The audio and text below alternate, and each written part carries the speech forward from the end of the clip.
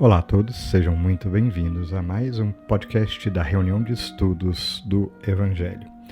Nosso objetivo é estudar o Evangelho à luz da doutrina espírita. Atualmente estamos seguindo o livro Ceifa de Luz e hoje o capítulo 19, no Erguimento da Paz. Coube a mim, sim, este que vos fala, preparar as reflexões de hoje. Daqui a pouquinho a gente vai continuar juntos, né? Refletindo sobre o significado de erguer a paz, de construir a paz, né? Estou até segurando aqui, mas daqui a pouquinho eu começo a falar. Eu quase não gosto de falar, né? Então já fica aqui o convite para você continuar com a gente, tá? Os lembretes de sempre que a gente vai fazer. A gente tem esse primeiro momento de podcast que é curto, então a gente já te convida para o nosso segundo momento. A gente tem uma live que acontece sempre no mesmo dia do lançamento do podcast, no nosso canal do YouTube. Você está convidado para visitar lá, mas sobretudo para estar com a gente às 17h50. É curto, passa rápido, mas é uma oportunidade a mais da gente estar juntinho. Quem vai estar me acompanhando, além do Ítalo e da Lana, vai ser a Simone Teles e a gente vai bater um papo. Se não puder estar junto, fica tranquilo, você pode visitar, ouvir depois, pode compartilhar o link, entrar lá, fazer seu comentário, deixar sua observação. Esse é todo o convite, tá? Para que você esteja acompanhando a gente, mas sobretudo participando. Vamos nos envolver nessa empreitada, tá? Então, essa é a primeira questão. A gente também sempre lembra que na descrição a gente coloca mais bibliografia complementar e te convida para você ler, para juntos a gente estar estudando e aprofundando o tema aqui, porque esse é o objetivo, é provocar a nossa reflexão. Como que a gente se insere no contexto do dia a dia, né? Como é que a gente usa esses ensinamentos da doutrina espírita. Então dá uma olhada aí na descrição, a gente tenta sempre, quando possível, colocar o link para você acessar, para ficar fácil. Enfim, tá? Participa com a gente, se envolva nesse movimento de querer estudar mais, isto é importante.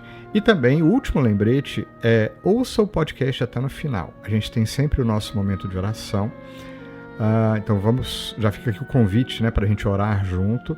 A gente sempre seleciona uma poesia, hoje não foi diferente, Maria Dolores de novo, a minha preferida, para a gente começar esse nosso instante de oração, tá? Me alonguei demais, então vou fechar com o convite. Fica aí, porque o convite é: vamos ouvir?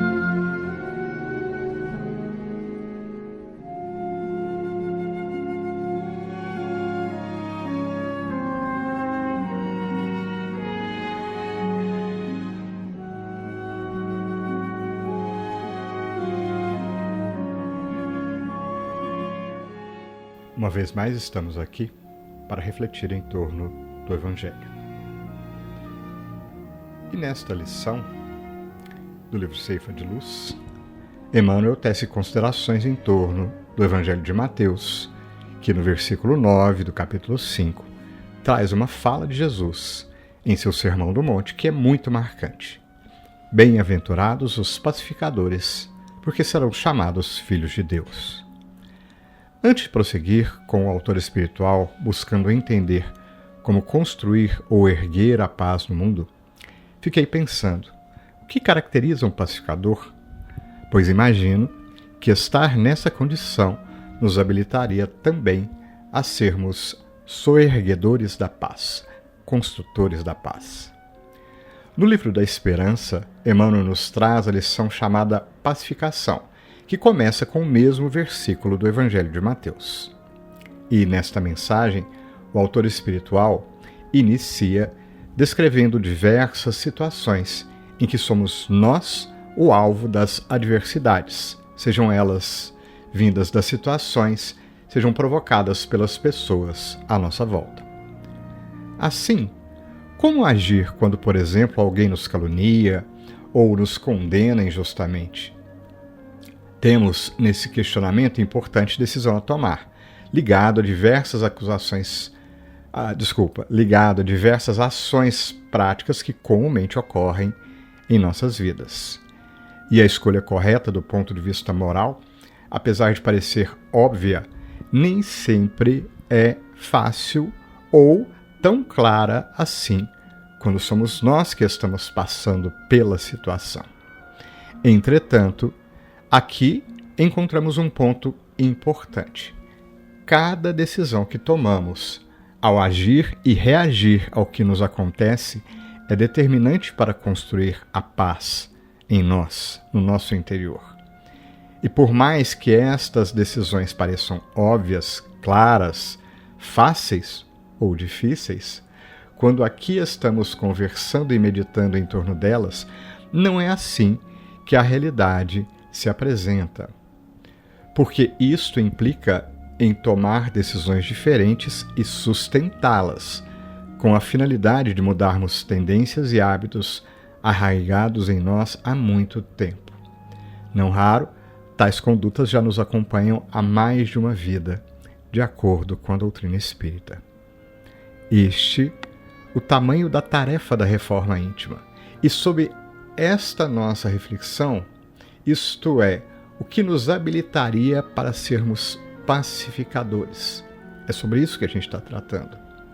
Por mais que estejamos aqui tratando também das relações humanas, pois todas essas decisões ocorrem muitas das vezes em contextos de relacionamentos diversos, esse primeiro enfoque diz respeito a uma tomada de decisão individual e intransferível. Lembramos aqui o filósofo Sartre. O importante é o que fazemos daquilo que os outros nos trazem. Então, chamamos a atenção para uma fala de Emmanuel nessa nossa lição, que também vai se aplicar ao que a gente vai discutir depois, mas aqui a gente traz ela por ser importante. A gente acha até mesmo fundamental, uma vez que se aplica nesse primeiro aspecto sobre a construção da paz em nós, mas também se aplica no próximo enfoque, a construção na paz com os outros. Emmanuel diz assim: dos que tomam sobre os próprios ombros toda a carga de trabalho que podem suportar.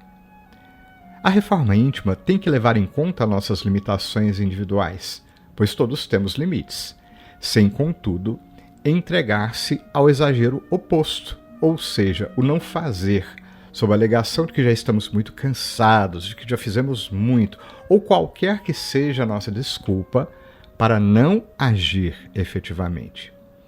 E aqui, a palavra que para nós expressa uma lei importantíssima da vida é equilíbrio. Acreditamos que este seja um ponto fundamental para a questão da evolução, do progresso espiritual. Embora também seja, a meu ver, um ponto crítico, pois está suscetível à má interpretação de nossos espíritos, viciados em conforto e na ilusão da satisfação fácil e irresponsável. Embora não aprofundaremos aqui as discussões sobre o equilíbrio, porque senão teríamos que usar mais de um podcast para fazer isso, né? Eu vou assinalar aqui as observações de Emmanuel numa lição chamada Norma Ideal, do livro Páginas de Fé. Ele diz assim: a lógica da doutrina espírita nos assinala a todos uma norma ideal de ação nas mais diversas áreas da vida. Equilíbrio e mais equilíbrio, a fim de que venhamos a identificar-nos com o bem, sempre mais e melhor. Uma vez mais percebemos como a doutrina espírita nos esclarece. Somos nós os artífices, os grandes responsáveis por nossa felicidade ou infelicidade. Construiremos por nossas mãos, por nossas atitudes, por nossas ações, sentimentos e emoções, um mundo melhor ou pior, a começar em nós, em nosso mundo íntimo. E, naturalmente, esta casa mental se refletirá na vida, em tudo que fazemos, nos ambientes físicos que moldamos, nos lugares que escolhemos frequentar, nas companhias que buscamos, em suma, em tudo que nos cerca. E aí nos deparamos com o outro. Aqui o outro simboliza uma etapa importante, perceber que estamos cercados de outros espíritos, outras almas pensantes, convivências diversas, pensamentos diferentes, pontos de vista dissonantes, em resumo, com muita coisa diferente de nós, dos nossos valores, daquilo que avaliamos como melhor, mais correto, chocando-se mesmo com os nossos mais caros princípios. Ao mesmo tempo, encontramos no outro possibilidades de apoio, de carinho, de acolhimento, de pontos em comum, de descoberta, de possibilidades. E também descobrimos que nessa diversidade, a divergência e a concordância, a afinidade e a antipatia encontram-se um novo conjunto de possibilidades e de construções.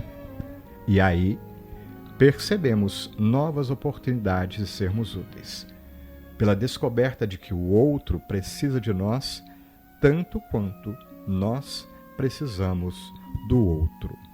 Então, uma nova escolha se apresenta, uma nova decisão a ser tomada, um convite a um novo olhar para a possibilidade de construir nos relacionamentos o apoio mútuo. Longe, porém, de nos iludirmos novamente, auxiliar efetivamente não é fácil. Para se erguer e construir a paz no cotidiano é preciso saber agir no bem.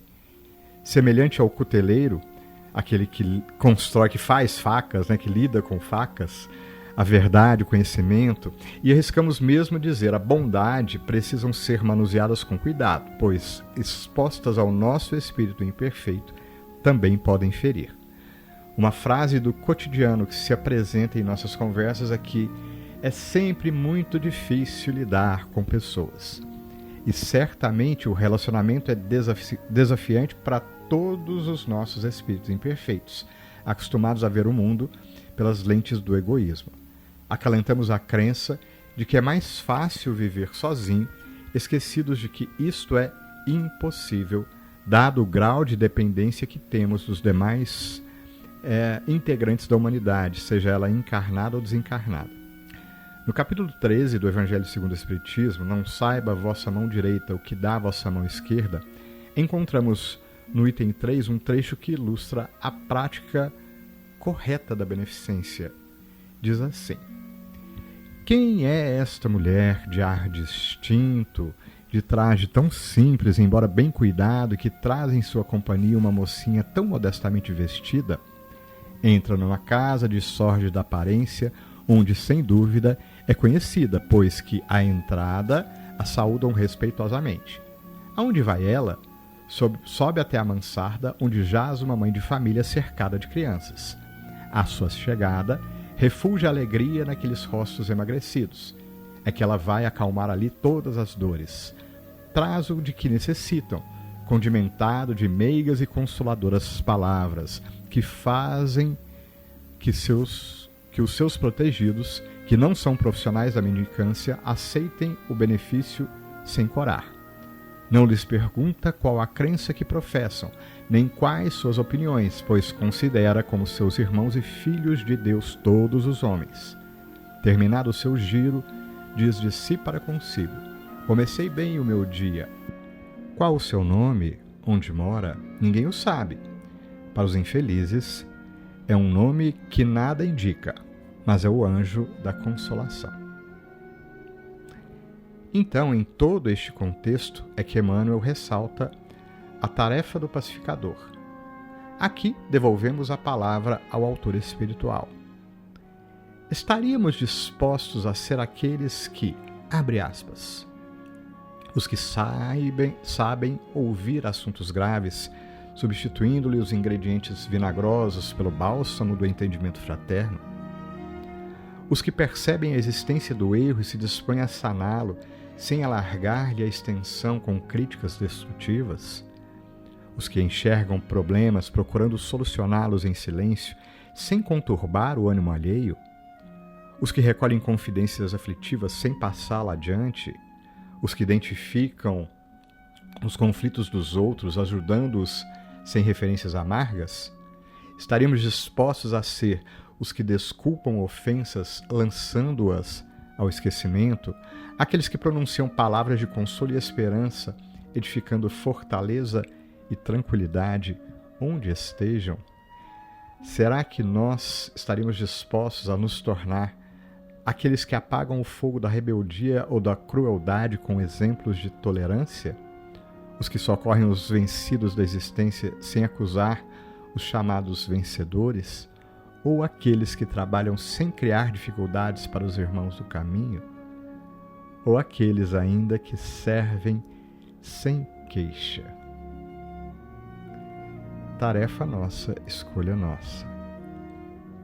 Cada dia mais estamos cientes dos convites da vida e de que também somos chamados pela doutrina espírita e pelo Evangelho a refletir sobre ações e consequências, seja no mundo íntimo, seja no mundo das relações. Isto, a nosso ver, relaciona-se com a construção da paz. Fato é que a construção da paz passa inegavelmente por tais reflexões. Passa pela mudança do padrão de pensamentos, emoções e atitudes. Que este nosso convite possa reverberar em nossos corações. Que tais reflexões possam nos acompanhar durante toda a semana, produzindo mudanças importantes em nosso modo de agir. Uma excelente semana a todos. Iniciamos o nosso momento de oração com a poesia Rogativa de Paz, de Maria Dolores. Senhor, esteja onde estiver e seja com quem for, ensina-me a tratar, dia a dia, quem me aborde a presença em tua luz de amor e de alegria. Não me deixes falar sobre qualquer assunto em que me pronuncie algo que não se ajuste à lei do bem e nunca me permitas colocar a pedra da tristeza ante o passo de ninguém. Se não posso atender como anseio e preciso a petição que se me lança, que me empenhe a servir, segundo o meu dever, sem furtar de ninguém a bênção da esperança. Onde a injúria reponte, destruindo e atacando a gritos de revolta e a sarcasmos da ira, ajuda-me a guardar a atitude da fonte, que se dissipa em brandura, o fel que se lhe atira. Ainda que eu veja o mal, se o mal me ensombra e ilude, fazendo-me anotar a falta alheia, conserva-me em silêncio, mesmo assim, porque a prova dos outros, a mais rude, pode amanhã talvez estar em mim. No esforço de educar-me, em que prossigo, em qualquer circunstância, no repouso ou na ação, na alegria ou na dor, ajuda-me, Senhor, a ser contigo uma nota de paz e uma bênção de amor. E nesta prece, Jesus, nos unimos às observações da poetisa que nos tocam, rogando: ampara-nos o coração, para que saibamos descobrir em nós a vontade verdadeira de sermos melhores. A tentar errarmos menos, Jesus, prosseguindo contigo na jornada do aprendizado rumo às leis de amor de nosso Pai. Ampara-nos para que o esforço de cada instante de domar as nossas más tendências e de melhor nos relacionarmos com o outro que se aproxima de nós, possa trazer a luz da esperança aos nossos corações. E ajuda-nos a cultivar em nós a certeza de que o amanhã será melhor, a depender dos nossos esforços e da nossa permanência no bem. Que a tua luz nos fortaleça, que o teu amor nos traga ânimo e vida, hoje e sempre, que assim seja.